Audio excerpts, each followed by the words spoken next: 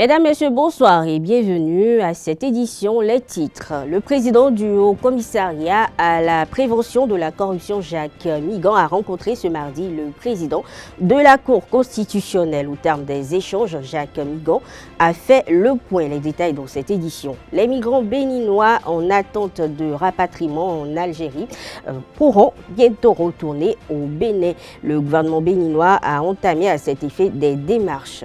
En marge du sommet des BRICS à Kazan, le président sud-africain Cyril Ramaphosa a qualifié la Russie d'allié et d'ami précieux de l'Afrique du Sud, son pays. Une déclaration sur laquelle son homologue Vladimir Poutine s'est prononcé. Nous y reviendrons dans cette édition.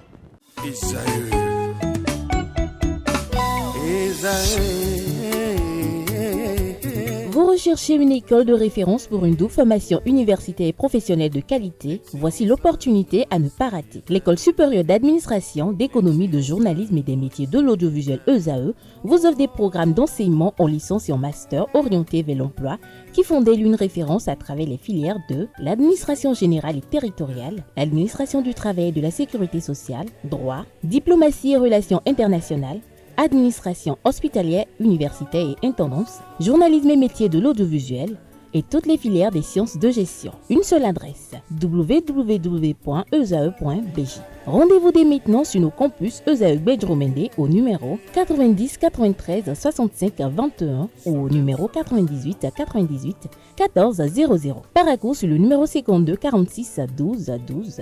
Aboumé-Calavi au numéro 52 88 44 44. Akpata au numéro 52 88 33 33. ESAE, l'excellence à un nom.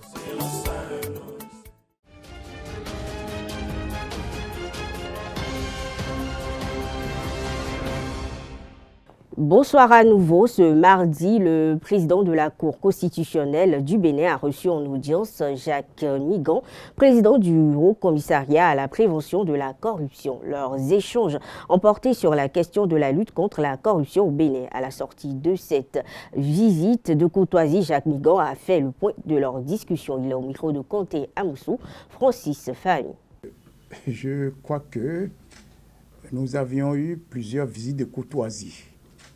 Mais en rencontrant ce matin le président de la Cour constitutionnelle, nous avions eu des conseils d'un grand sage, quelqu'un qui est un expérimenté, quelqu'un qui, je dirais, pour avoir servi non seulement au Bénin, professeur, recteur, et doyen, qui a servi aussi à l'extérieur, dans la sous-région, dans des organismes internationaux, et qui a été ministre, et qui est aujourd'hui président de la Cour constitutionnelle.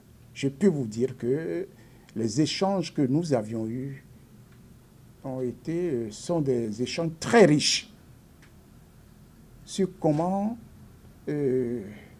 travailler pour lutter contre la corruption dans notre pays.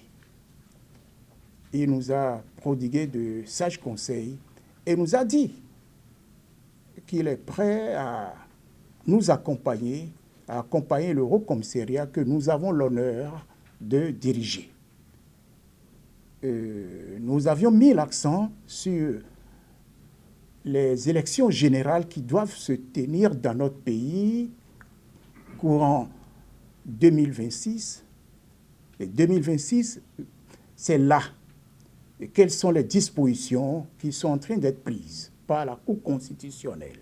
Et comme vous le savez, la Cour constitutionnelle, quand elle rend sa décision conformément aux dispositions de la Constitution, c'est des décisions qui sont sans voie de recours. Et il nous a rassurés sur les dispositions qui sont en train d'être prises. Ce n'est pas le jour des élections, mais c'est bien avant les élections. Nous lui avons dit que nous ne voudrions pas connaître ce qui s'est passé au Sénégal. Il vous souviendra, alors que nous venons de dire que les décisions sont sans voie de recours. Mais une commission parlementaire est aller à la Cour constitutionnelle pour savoir ce qui s'est passé, puisque des gens auraient reproché aux conseillers de cette juridiction, de cette haute juridiction du Conseil constitutionnel sénégalais, que certains conseillers seraient approchés,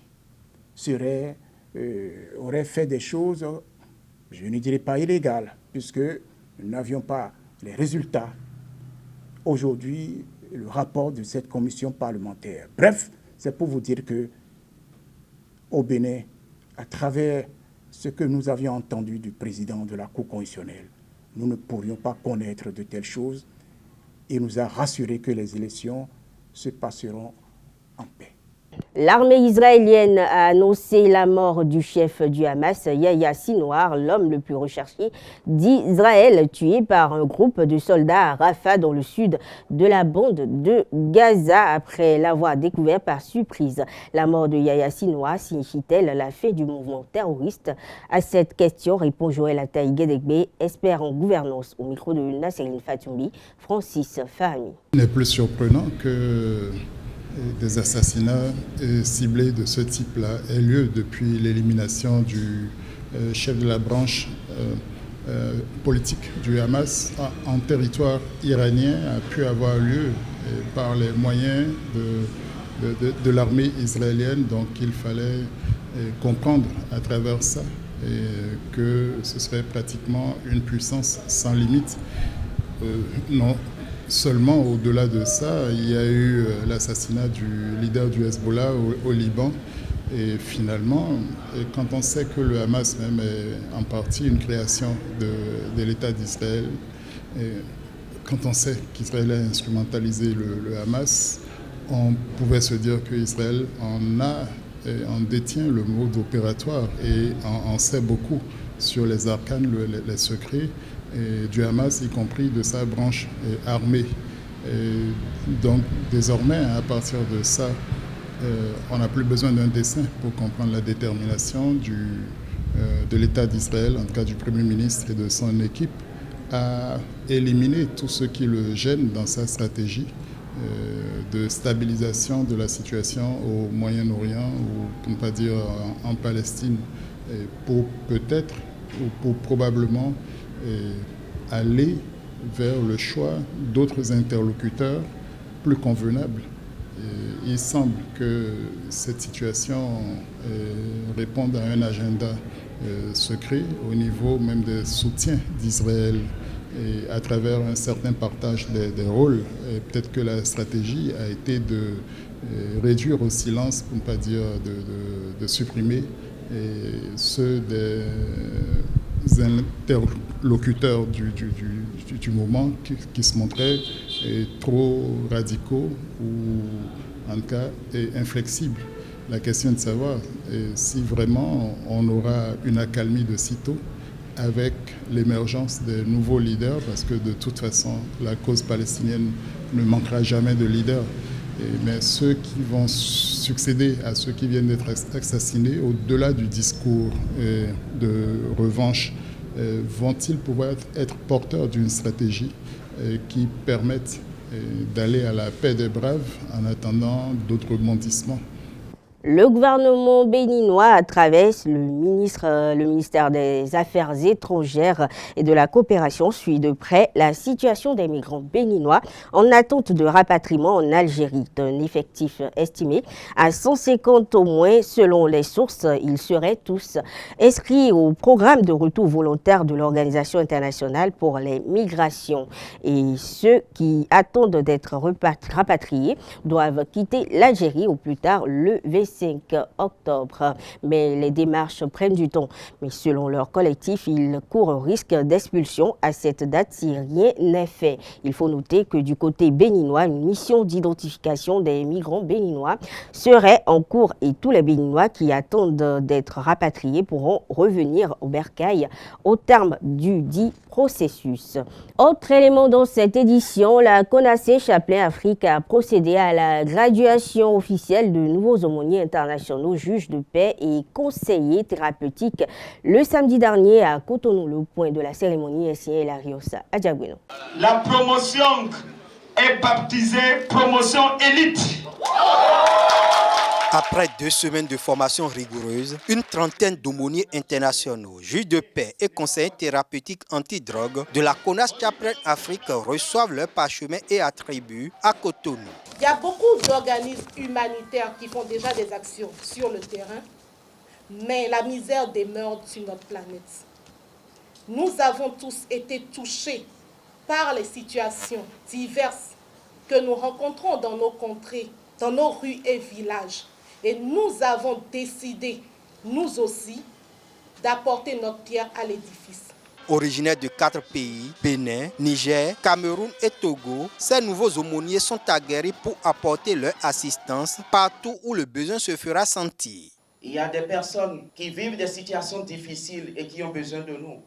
Et au niveau de CONAS Chaplain, notre mot d'ordre, c'est de servir, servir et servir. En 5 points, le commandant Afrique de cette organisation non gouvernementale internationale accréditée à l'ONU martèle aux nouveaux aumôniers leur mission. Si en premier point nous avons dit qu'il faut créer le bonheur, le mot bonheur au-dessus de nous, il faut comprendre qu'il y a une notion échec qu'il faut également traiter. En tant qu'aumônier, vous devez être noble. Votre vraie valeur va dans l'influence. Nous ne sommes pas des policiers, nous ne sommes pas des militaires, nous ne sommes que des humanitaires.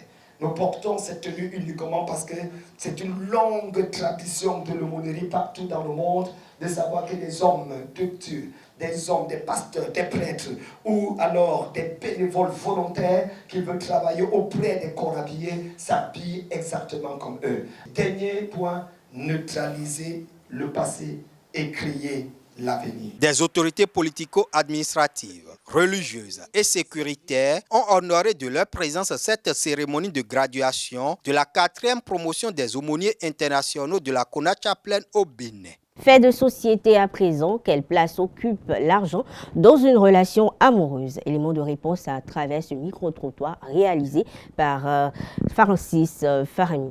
Il faut nécessairement de l'argent, mais pas de l'argent à tout va. Est-ce que vous voyez dans les relations amoureuses? L'argent aujourd'hui, c'est le nerf de la guerre. Mais il faut aller dans cette considération-là avec pincette. L'argent, c'est un moyen et non la fin. Ça nous permet de disposer de nos besoins. Ça nous permet d'assurer nos factures. Donc c'est inhérent dans la vie d'une relation. La place de l'argent dans une relation amoureuse, au début, là, il faut d'abord avoir un peu de moyens avant de faire une relation amoureuse. Pour la plupart des cas, c'est là où il y a l'habitude de faire des dépenses. C'est vrai que dans l'autre sens aussi, il y a la femme, quand elle veut un homme, elle aussi, elle fait des dépenses. Mais moi, je veux citer pour ce qui est la plupart. Et si vous êtes une femme maintenant, vous avez une fille aussi, c'est une femme. Donc,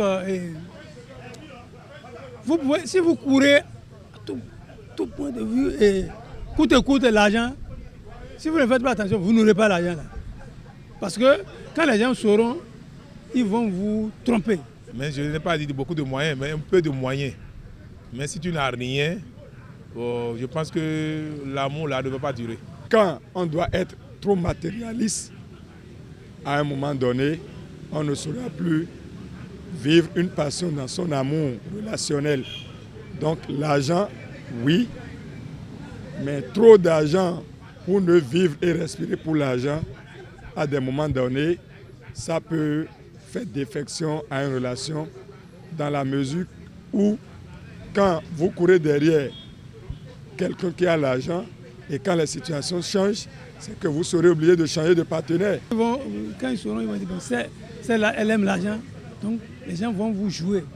Quand ils vont vous donner de l'argent un temps, et après ils vont vous abandonner. Est-ce que vous voyez?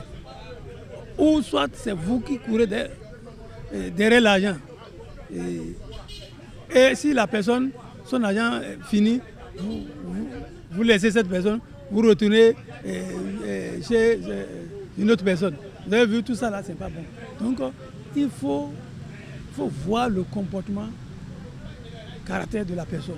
Actualité hors de nos frontières à présent, le président sud-africain Cyril Ramaphosa a qualifié ce mardi 22 octobre la Russie d'alliés et d'amis précieux de son pays au début d'une rencontre bilatérale avec son homologue russe Vladimir Poutine en marge du sommet des BRICS à Kazan. Face à lui, Vladimir Poutine a affirmé que les relations entre la Russie et l'Afrique du Sud sont fondées sur les principes d'un partenariat stratégique global, de l'égalité, du respect mutuel. Le président russe a par ailleurs dit attendre les 9 et 10 novembre prochains à Sochi le chef de diplomatie sud-africaine pour une réunion des ministres des Affaires étrangères dans le cadre du partenariat Russie-Afrique. Le premier ministre irakien, Mohamed Shia al-Soudani a annoncé ce 22 octobre la mort de 9 dirigeants du groupe État islamique en Irak, dont son chef local, au cours d'une opération menée dans le nord du pays. Le commandement conjoint de sécurité, dans un communiqué, a ajouté que les 8 autres étaient des dirigeants de première ligne des gangs de l'EI. Sport, dans cette édition, le ministre des Sports, Benoît Dato, a remis le drapeau national aux jeunes athlètes béninois qui prennent part à la 20e édition des gymnasiades aux Jeux olympiques du sport scolaire U18 du 23 au 31 octobre 2024 à Bahreïn. La cérémonie a eu lieu ce lundi 21 octobre. Il faut noter que pour sa première participation, le Bénin sera représenté par 48 athlètes répartis dans 4 disciplines, à savoir le handball, basket 3-3, beach volley et athlétisme. Et en dehors du Bénin, il faut noter que la Côte d'Ivoire, le Mali, le Maroc, le Nigeria, la Sierra Leone, l'Afrique du Sud et le Togo font partie des pays africains qui participent à ces compétitions. Mesdames, Messieurs, c'est sur cette note que prend fin cette édition. Merci de l'attention. Bonne soirée à toutes et à tous.